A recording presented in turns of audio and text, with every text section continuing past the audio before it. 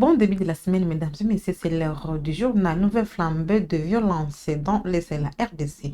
Les forces armées de la République démocratique du Congo annoncent avoir neutralisé 4 drones visant l'aéroport de Kisangani, tandis que Miking est reprise au sud Kivu. Mais dans le même temps, la FCM23 regagne du terrain à Massissi et le combat persiste à Fizi. De précision dans cet élément.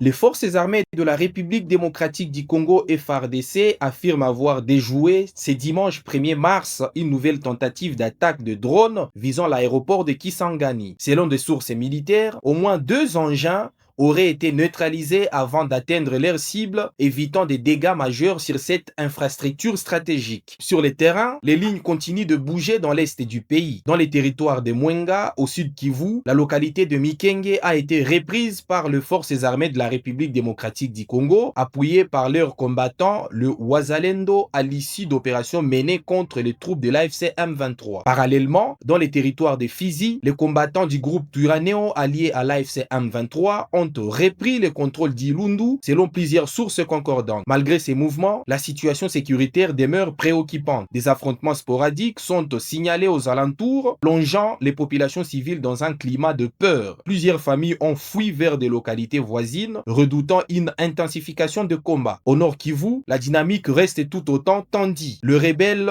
de l'AFC M23 ont repris ces mêmes dimanches l'agglomération de Katoi Centre dans le groupement Ufamundu 2 en territoire de Massissi. D'après des sources locales, cette reconquête est intervenue après des violents affrontements avec la coalition FARDC Wazalendo. Dans ces zones sous tension, les besoins humanitaires s'aggravent. Manque d'abri, accès limité aux soins médicaux et insécurité alimentaire croissante. Dans un contexte d'instabilité persistante, les populations locales restent les premières victimes de ces affrontements à répétition.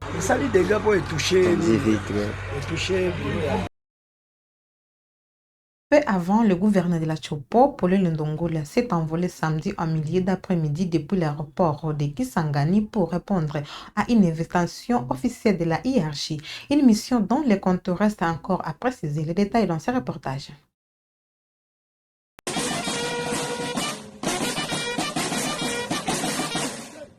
C'est une mission officielle qui amène Paul Ndongoli à Libabonga, à la capitale.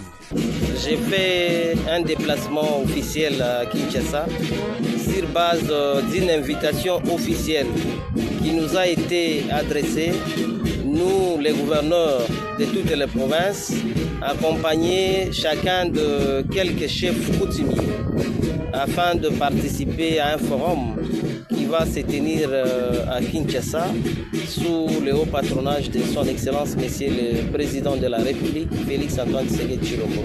Le gouverneur de province revient sur l'invitation surprise qui l'a conduit à l'organe délibérant ce samedi matin. J'étais surpris de voir une invitation venant de l'Assemblée provinciale disant qu'il y avait un réquisitoire qui serait envoyé depuis plus de 5 mois à l'Assemblée provinciale que moi-même je n'ai jamais vu et reçu même officiellement ces réquisitoires.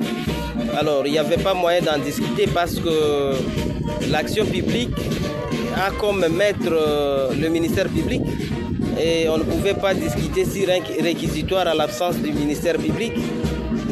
J'ai présenté ma demande de pouvoir partir à Kinshasa, participer à ce forum. De mon retour, on verra comment est-ce qu'on va statuer sur cette question. Enfin, comme à son habitude, à chaque voyage officiel, le gouverneur de province, Paul Ndongoli à Libabonga, exhorte les Tchopolais et Tchopolais au calme et à l'unité. D'abord, observer la cohésion. Toute la population de la Chopo, nous avons besoin de l'unité. Nous avons besoin de la cohésion. Nous voulons vraiment être imperméables. Et cela peut se faire par notre unité. Si nous sommes unis, l'ennemi ne saura pas nous pénétrer. Nous devons veiller à la sécurité de notre province et nous devons nous ranger derrière son Excellence Monsieur le Président de la République. C'est donc un homme serein, résolu et confiant en l'avenir que Paul Ndongoli à Libabonga embarque à l'aéroport de Bangoka pour répondre avec ses pairs gouverneurs de province à l'appel de la hiérarchie. Face à l'escalade alarmante de la situation sécuritaire au Moyen-Orient, le gouvernement de la République démocratique du Congo appelle ses citoyens à s'abstenir de tout voyage dans la région. Les Congolais déjà présents dans les pays concernés sont invités à se rapprocher d'urgence des représentations diplomatiques. À Doha, l'ambassade de la RDC au Qatar exhorte ses ressortissants à respecter strictement les consignes de sécurité des autorités locales et annonce une fermeture temporaire au public. Suivez. Face à l'escalade alarmante de la situation sécuritaire au Moyen-Orient, le gouvernement de la République démocratique du Congo hausse les tons. Dans un communiqué officiel, Kinshasa appelle ses concitoyens à s'abstenir de tout voyage dans la région et invite les Congolais déjà présents dans les pays affectés à se rapprocher sans délai des représentations diplomatiques pour suivre l'évolution de la situation. Les autorités congolaises expriment leur vive préoccupation face à l'intensification des opérations militaires et au risque d'embrasement régional susceptible d'avoir des répercussions graves sur les populations civiles et la stabilité internationale. En tant que membre non permanent du Conseil de sécurité des Nations Unies, la RDC plaide pour la retenue, le respect strict du droit international humanitaire et les recours prioritaire aux mécanismes diplomatiques pour éviter une aggravation du conflit. Dans ces contextes tendus, l'ambassade de la République démocratique du Congo au Qatar a, dimanche 1er mars, exhorté les ressortissants congolais vivant sur les territoires qataris à se conformer strictement aux directives sécuritaires édictées par les autorités locales. Dans un message adressé à la communauté congolaise, la représentation diplomatique recommande d'observer rigoureusement des mesures de confinement en vigueur. Nous demandons à tous les ressortissants congolais de respecter l'alerte décrétée par les autorités qataries. Il est fortement conseillé de rester à l'abri, de s'éloigner des fenêtres et de limiter les déplacements aux strictes nécessités, précise l'ambassade. L'ambassade a également annoncé une fermeture temporaire au public tout en assurant rester joignable à distance pour toute assistance urgente. À travers ces mesures, Kinshasa attend privilégier la prudence et la protection de ses concitoyens dans un contexte régional marqué par une instabilité croissante et des incertitudes sécuritaires persistantes.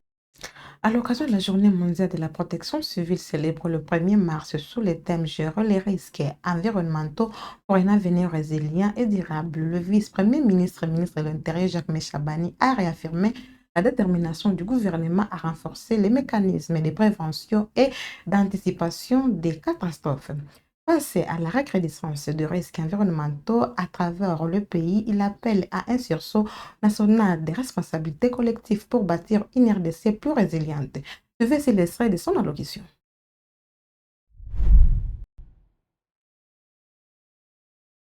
Mesdames, Mesdemoiselles et Messieurs, chers compatriotes, chaque 1er mars, la communauté internationale célèbre la Journée mondiale de la protection civile. En cette circonstance solennelle, qu'il me soit permis d'exprimer au nom du gouvernement de la République toute ma compassion et ma solidarité à l'endroit de nos compatriotes victimes de catastrophes naturelles ou d'origine humaine qui ont endeuillé et affecté plusieurs de nos communautés. Pour l'année 2026, cette commémoration est placée sur le thème « Gérer les risques environnementaux pour un avenir résilient et durable ». Ce thème met en lumière l'impératif pour chaque État d'investir davantage dans les actions anticipatives afin de réduire les risques de catastrophes, en particulier ceux liés à la dégradation de l'environnement et à l'accélération des effets du changement climatique. Il nous rappelle que la gestion des risques environnementaux ne constitue pas un secteur isolé, mais une composante essentielle et indissociable de la protection civile. Ainsi, il nous incombe de renforcer nos dispositifs de prévention, de préparation et de réponse ainsi que de relèvement tout en promouvant des infrastructures adaptées et résilientes. La sécurité de nos populations et la stabilité de nos villes en dépendent. Chers compatriotes, face à la recrudescence des inondations, des érosions, des glissements de terrain et d'autres aléas, dans un contexte de vulnérabilité sociale, et humanitaire persistante, la protection civile demeure un pilier fondamental de la sécurité nationale et du développement durable.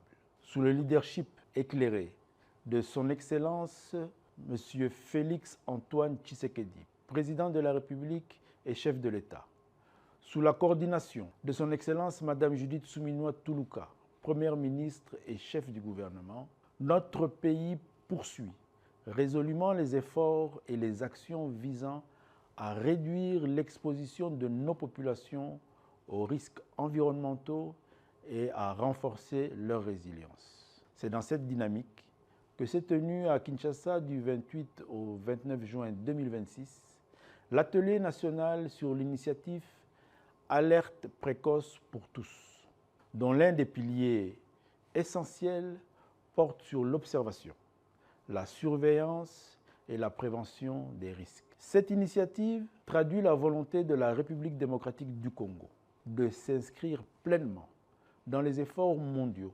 visant à anticiper les catastrophes plutôt qu'à en subir les conséquences. Cependant, l'action gouvernementale, aussi déterminée soit-elle, ne saurait produire des résultats durables sans l'engagement responsable de chaque citoyen.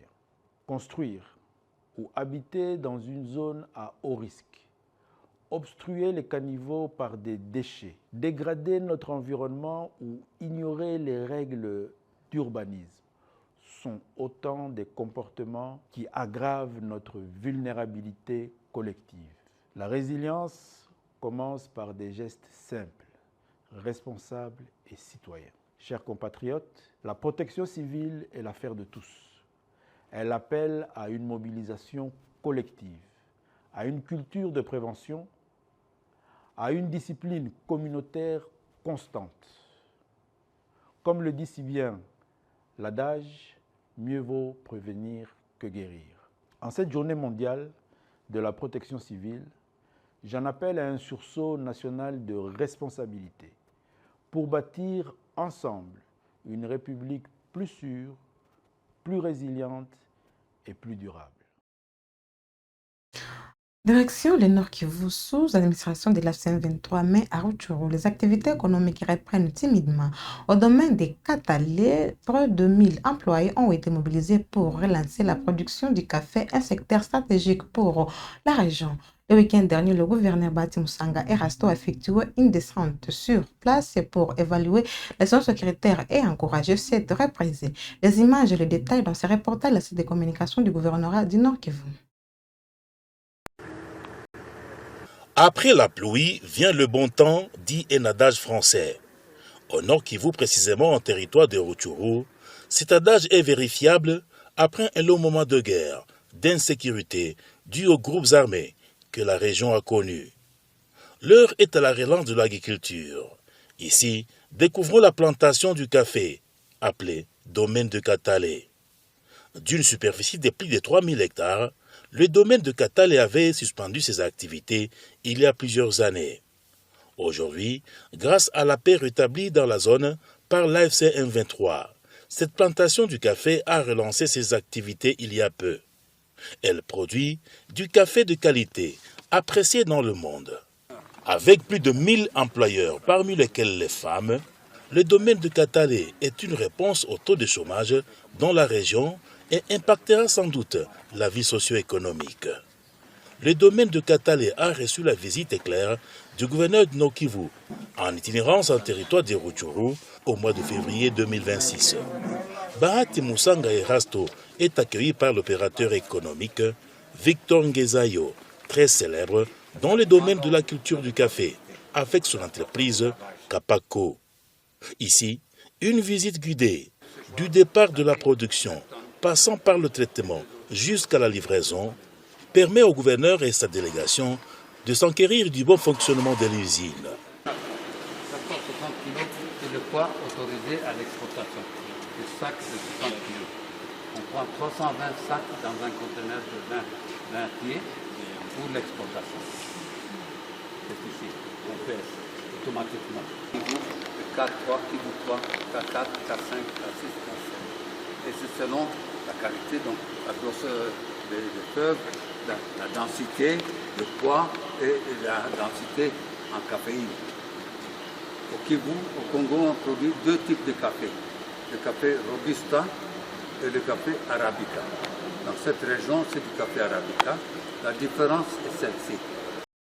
Agnatende de la province du Sud Kivu, un meeting populaire de l'AFCM23 s'est tenu le week-end dernier placé sous les signes de vivre ensemble et de la cohésion sociale. L'activité a été présidée par le gouverneur Patrick Boussoubangui. Retour sur les temps forts de cette mobilisation dans le reportage des communications du gouvernorat du Sud Kivu.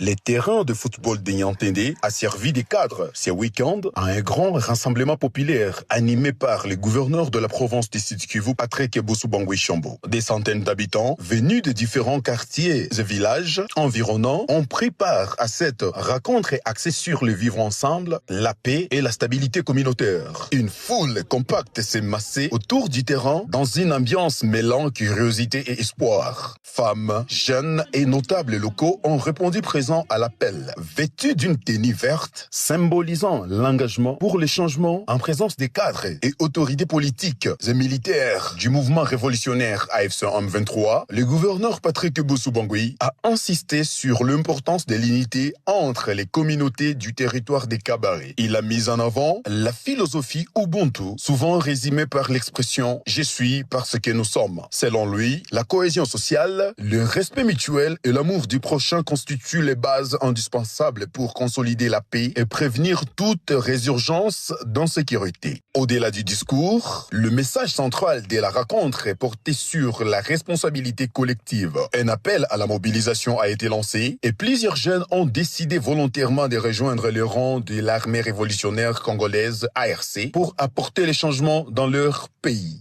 Tunataka vijana watusaidie tutembee pamoja tugombe nchi yetu. Tunaelewana? Sasa na hiyo nalomba nguvu. Na hiyo nguvu ni nini mtatupatia? Tunaelewana? Ndio. Mko tayari? Ndio. Mko tayari kugomboa nchi? Ndio.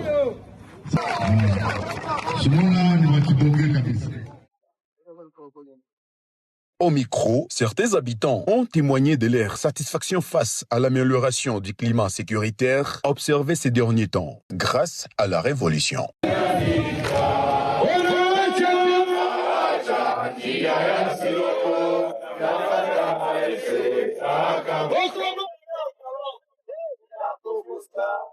Peu avant cela, dans la matinée, le gouverneur a officiellement donné les coups d'envoi de l'opération de plantation d'arbres au niveau des cimetières Ruzizi sur les versants de la rivière Ruzizi. Entouré de plusieurs autorités politiques et militaires de la Révolution, le numéro 1 de la province a personnellement mis en terre les premières plantules, geste fort traduisant l'engagement des responsabilités à œuvrer pour la protection de l'environnement. Financé par l'Organisation Centre africain de l'espoir pour le développement intégré, c'est dit en sigle, c'est sous le thème « La nature et l'homme sont un » que cette activité a été lancée. Plus de 10 000 plantes sur 18 000 prévues dans l'espace libéré par le mouvement révolutionnaire AFC-M23 seront mises en terre dans les versants de la rivière Ruzizi et dans les 3 communes de Bukavu. Dans son allocution, le gouverneur a insisté sur la nécessité de restaurer l'image de Bukavu, autrefois réputée pour sa verdure et son cadre naturel attrayant. Il a rappelé que la lutte contre l'insalubrité et la dégradation environnementale constituent l'un des axes prioritaires de l'action du mouvement révolutionnaire AFC-M23.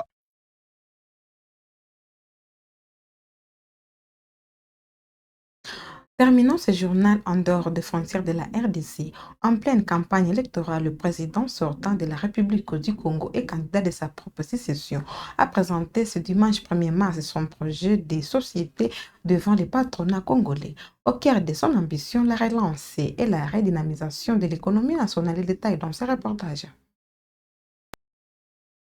En marge de ces différents meetings de campagne présidentielle, le candidat Denis Sassou Nguesso a rencontré ce jeudi après-midi à Doluzi une délégation du patronat congolais conduite par Michel Njombo, le président de Uni Congo. À cette occasion, le candidat Denis Sassou Nguesso a présenté son projet de société intitulé « Accélérons la marche vers le développement au patronat congolais ». notamment sa vision de redynamiser l'économie nationale. Ici, Denis Sassou Nguesso, qui a proposé des solutions de redynamisation de l'économie nationale, a aussi identifié les causes profondes de la faiblesse de cette économie.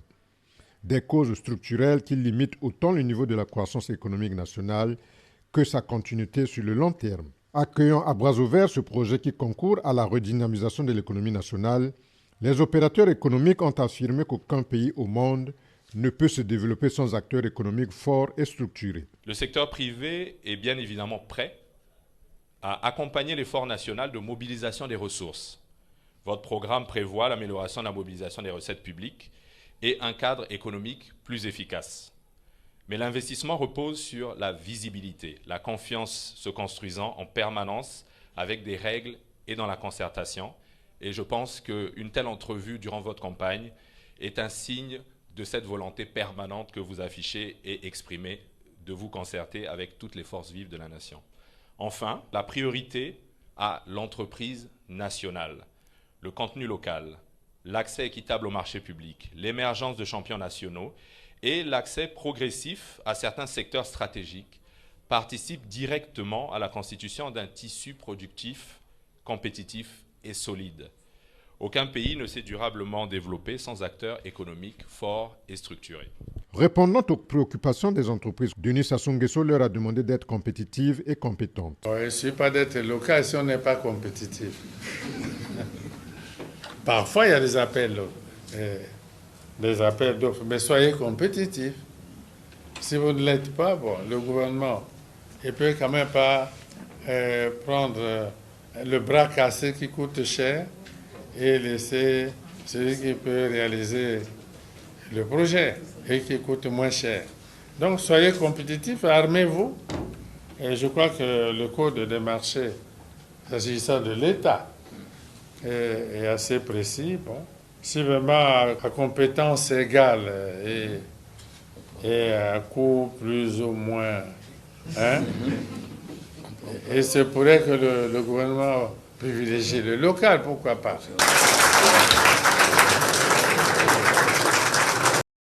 C'est par ici que nous clôturons ces actualités, mesdames et messieurs. N'oubliez pas de vous abonner, de cliquer sur la cloche de notification pour ne rien manquer sur votre chaîne Web Info Télévision. Portez-vous bien.